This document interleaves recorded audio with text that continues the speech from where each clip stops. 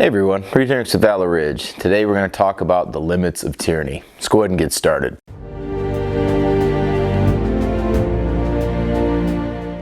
You know, as 2021 comes to a close, we're approaching now the third year that we're dealing with a evolving virus that has literally tested what this nation is made of, and in fact many nations across the world.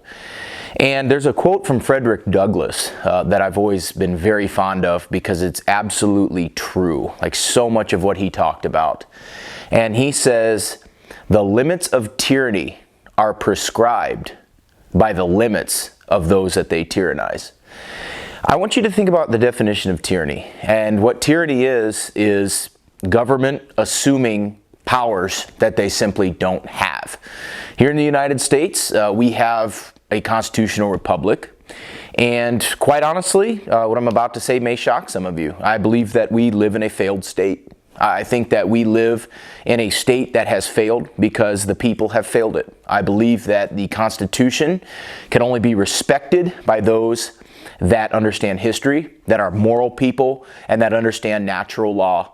And quite honestly, folks, here in the United States over the last 2 years, coming up on the third year now, we went from 2 weeks to flatten the curve to now you can't participate in society unless you have certain paperwork. Now, let's say 2 years ago, maybe 3, I would describe to you a society that was as follows. You couldn't go out in public unless government told you that you could. You had to wear certain articles of clothing or have a set of paperwork that allowed you to participate in society. That if you disagreed with the government narrative, that you were described as a domestic terrorist, that the president could just wave his magic wand and require businesses to have certain people work only with certain paperwork of their health status, that they would waive a centuries-old tradition in the Senate, the filibuster, and acknowledge irresponsible behavior and allow irresponsible behavior to continue despite record revenue they're spending in record droves. That would describe totalitarian societies of the past. That would describe all of the failed states of the past, such as the Soviet Union and Nazi Germany. And of course, you know, the current totalitarian states of China, the current totalitarian states of Australia are now willingly and actively putting their people into camps for the unclean, for the people that don't agree with the government narrative. And they are not only doing that to their own people, but they are also doing it to their children by force. And now it's to the point where it goes beyond that.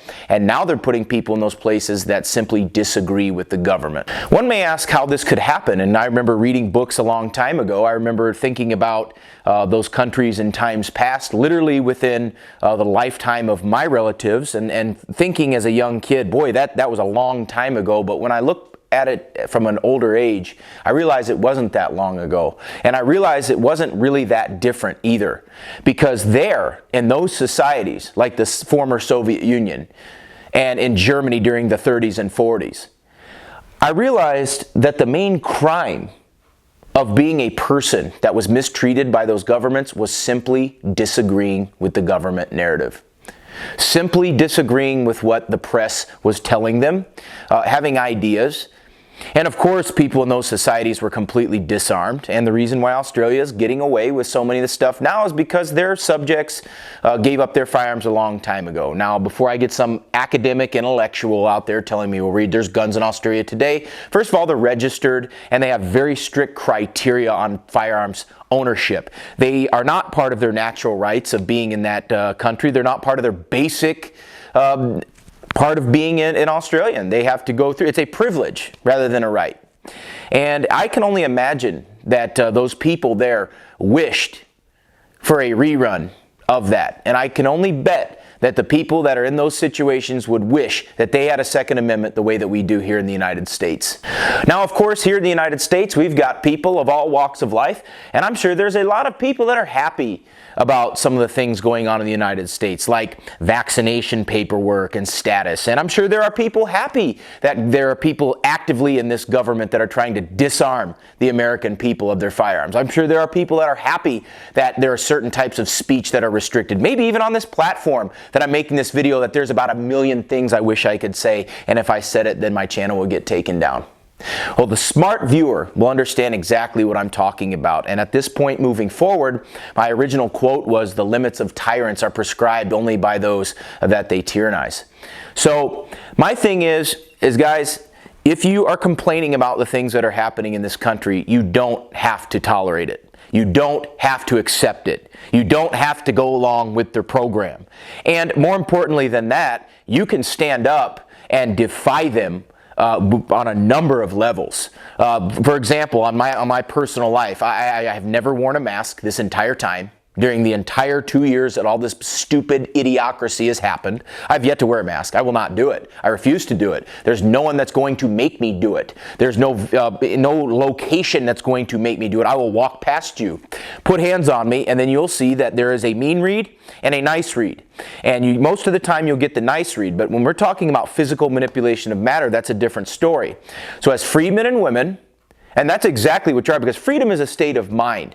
If you're a person that accepts these restrictions, if you're a person that accepts these decrees, I don't know if you can call yourself an American, because there's nothing more American than defying tyranny. And our original proposed national motto by Benjamin Franklin was, "Rebellion to tyrants is obedience to God." And there is only one being that I owe my allegiance to. There is only one set of rules that I'll abide by, and that is the creator of heaven and earth. So if any human being or any government wants to deny those rights to me, then guess what? Now we're at odds with one another. So guess what? I'm going to have firearms. I'm going to go out in public without a mask. I'm not getting vaccinated. There's nothing you're going to do about it. If you want to put this stuff to the test, then guess what? My ancestors, multiple times in this country, have defied you and won. And I want you to understand that, folks out there, the time for accepting this has to come to an end. All of this stupidity, whether it's happening in California, whether it's happening in New York, whether it's happening in Hawaii, whether it's happening in Massachusetts, whether it's happening in any other Democrat stronghold, it comes to an end when you, the people, decide that it's coming to an end. And if you're okay with that, continue living in your make-believe, barless prison that you think is freedom.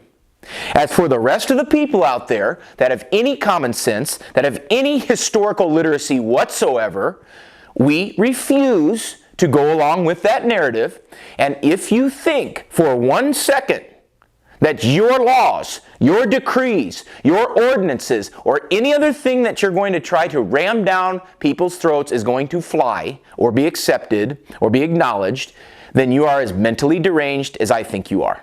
So the time for calling yourself an American is being put to the test.